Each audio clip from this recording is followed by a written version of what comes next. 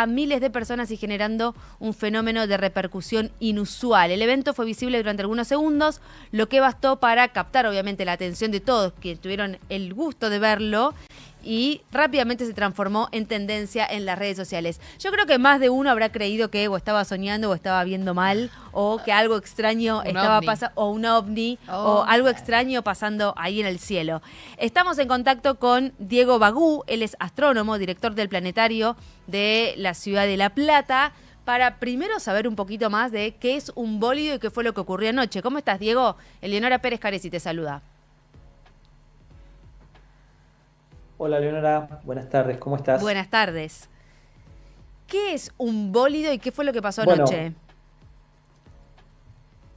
un bólido básicamente es un fenómeno que se produce en la atmósfera Ajá. como consecuencia del ingreso de algún objeto que anda vagando por el espacio y que al entrar en la atmósfera terrestre a decenas de miles de kilómetros por hora, podemos hablar de 20.000, 30.000, 40.000 kilómetros por hora, por tener una idea de la velocidad, el roce con la atmósfera hace que se incinere. Obviamente Ah, la incineración siempre se sí. produce y dependiendo del tamaño del objeto, se puede incinerar por completo, que seguramente es lo que ocurrió en este caso, o algunas veces el residuo que queda finalmente impacta en la superficie de la Tierra. Y cuando impacta, a eso le llamamos meteorito.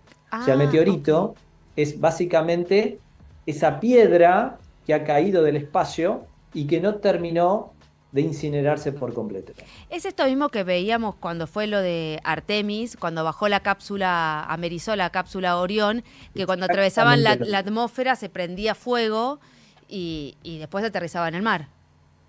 Así es, exactamente lo mismo, el mismo fenómeno. Lo que ocurre que en el caso de una nave, para que no se incinere, Claro. justamente porque vienen personas en el interior, se toman recaudos como por ejemplo que ingrese de determinada manera, en determinada dirección, y que la parte de la nave que va pegando contra la atmósfera tenga todo un escudo ablativo, es decir, un escudo protector, que hace que los 3.000 o un poco más de grados Celsius que levanta hace que solamente el calor quede ahí y lo aísle del interior de la nave. ¿Y es frecuente este fenómeno de los bólidos que llegan desde el espacio? Todos los días caen toneladas de material a la Tierra de distintos tamaños. Este quizás ha sido un poquito más grande que lo normal, pero también ocurre lo siguiente. Los bólidos o los meteoros que caen en la atmósfera terrestre, por ejemplo, en una de las zonas más grandes de la Tierra, que es todo el Océano Pacífico, Ujú. no hay gente con celulares para observarlo. Claro. Entonces, acá lo que se produce es un efecto sesgado de observación que es justamente los que capturamos son los que caen en regiones cercanas a las poblaciones. Y si bien el planeta está muy poblado, vale también decir que las ciudades o los centros poblados no dejan de ser zonas puntuales en toda la superficie de la Tierra. O sea que Claro. cuando uno ve la superficie de la Tierra, la mayor cantidad de superficie de la Tierra es poblada.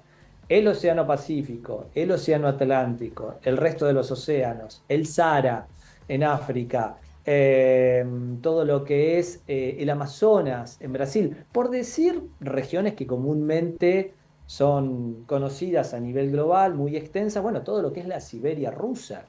La Siberia rusa está prácticamente toda despoblada a comparación de lo que son las zonas pobladas. Entonces, toneladas de material espacial cae en la atmósfera terrestre y cada tanto tenemos celulares como para poder observar estos fenómenos. ¿Y por qué es verde?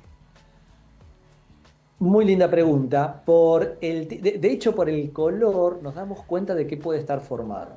Y de acuerdo a ese material, tienen distintos colores. Por ejemplo, este meteoro seguramente ha tenido una gran componente de magnesio. Y por eso, cuando esa gran cantidad de magnesio se incinera, produce ese color verdoso. Por ejemplo, hay otros que tienen mucho contenido de hierro y entonces ese contenido de hierro hace que se vean más rojizos.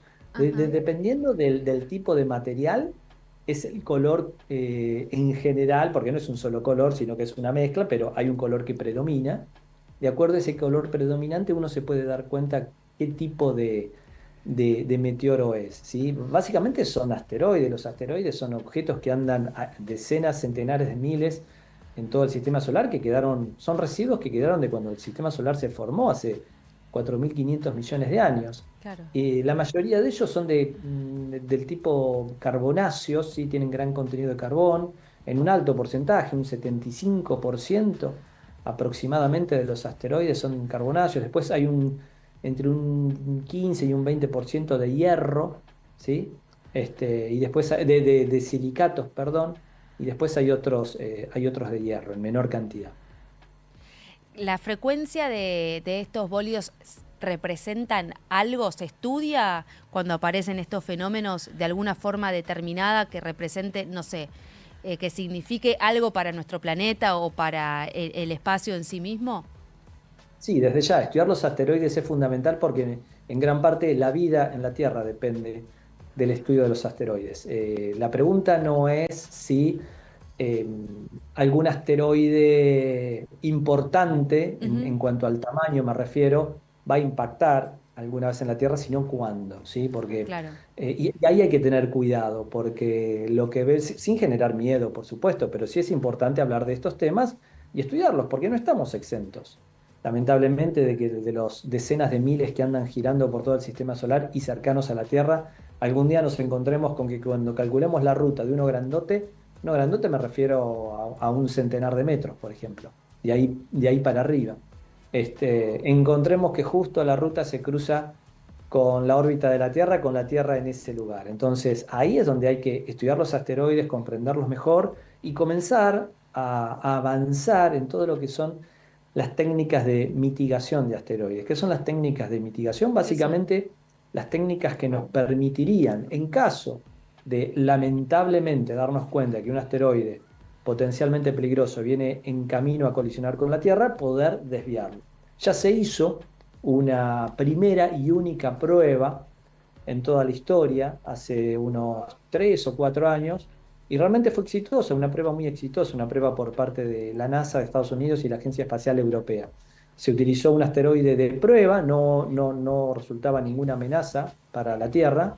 Se utilizó un asteroide Ajá. de los que tan bien conocemos alrededor del Sol y se le envió una nave para que impactara y se pudo desviar el asteroide tal como estaba previsto. Bueno, hay que seguir avanzando en ese sentido para que cuando tengamos quizás alguna fea sorpresa no nos agarre desprevenidos. Diego, hablando de eso, se me vino a la cabeza la película No mires arriba, ¿no? Con Leonardo DiCaprio. Ah, Cuando dijiste La potencialmente del peligroso, cometa. dije, Dios uy, mío. ah. claro, es decir, que existe esa posibilidad que algún asteroide de kilómetros, como pasa en la ficción, impacte la Tierra. Vos estás dando tranquilidad, lógico, pero digo, ¿esa Sí, ficción puede en algún momento convertirse en realidad? absolutamente. La realidad siempre ha superado a la ficción y la historia está llena de esos ejemplos. Esa película que mencionás, No Ajá. mires arriba, para mí es extraordinaria porque es una crítica descarnada a todos. A los científicos en primer lugar, que se encuentran con un panorama y que no lo saben Mm. explicar a la sociedad. La prensa, que se lo toma, disculpen la expresión, a joda. Y los Sí. científicos se desesperan porque en distintas, bueno, no voy a spoilear la película, pero digo, hace una crítica descarnada a la prensa para mí muy bien hecha. Hace una crítica descarnada a los políticos, Sin duda. ¿sí? Que patean siempre la pelota para adelante.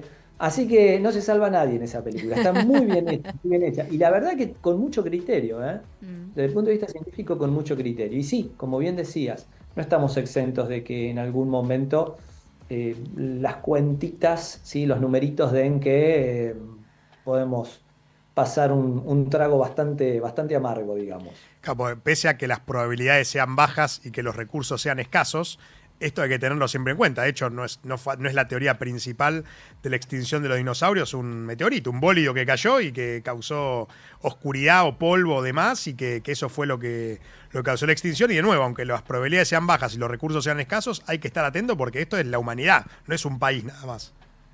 Exactamente, porque si bien las probabilidades son bajas, cuando ocurra, ¿sí? La situación es catastrófica. Y el problema no son los más grandotes. A ver, Un asteroide del orden de los 7, 8 kilómetros de diámetro o 10, ahí sí, ahí no cuenta nadie va a contar más el cuento, que fue lo que ocurrió hace 65 millones de años, ¿sí? En donde el 90% de las especies animales y vegetales desaparecieron, entre ellos los dinosaurios. Porque no es solamente que los dinosaurios desaparecieron. Es verdad, siempre se focaliza, claro. El 90% de la vida desapareció. Ese no son los grandes problemas. ¿Por qué? Porque esos grandotes ya están muy identificados y ninguno de esos representa un peligro. Okay. El verdadero peligro está en los medianos, en los que tienen 150, 200 metros. ¿Por qué? Porque al ser más pequeños resultan difícil de identificar. Y por supuesto, si bien hay muchos identificados, algunos se nos puede escapar. ¿Y qué ocurre? Te pido por favor que no.